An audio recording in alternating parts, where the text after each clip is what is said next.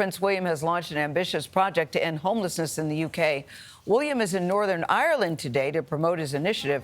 Now, he says his mission was inspired by his mother, that would be Princess Diana. Across Britain, more than 300,000 people, half of them children, have no permanent housing. Charlie Daggett is outside Buckingham Palace. Charlie, good morning to you. Good morning to you, Gayle. When you're heir to the throne and all that comes with it, homelessness doesn't really rank high on things to worry about, but it is a cause close to the prince's heart, with one bold ambition: ending homelessness for good.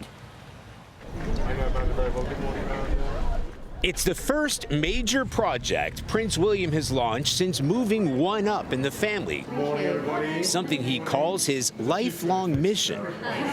After so many years in the making, today is the day we launch Homewards, a transformative 5-year program that will demonstrate that it is possible to end homelessness.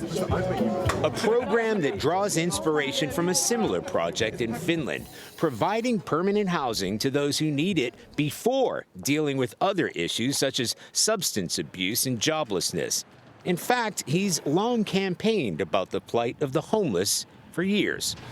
I first visited a homelessness shelter when I was 11 with my mother.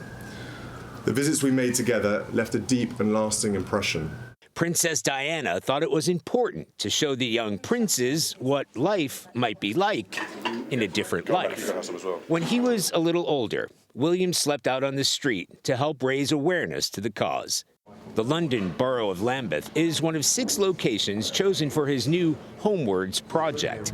Chief Executive of Lambeth Council, Bayudu Sunmu, knows firsthand the challenges and the solutions. Recently had a mother turn up with 2 children, and they were homeless. She didn't have sufficient funds to put those children in some kind of after-school club or activity to allow her to work. And so she couldn't pay the rent, and that drove them into homelessness. Part of the idea of the project is to identify situations like that before families are made homeless, early intervention. What the Prince is doing here is focusing things at a really local level by providing a pot of flexible funding and coalescing organisations that are already working at a grassroots level.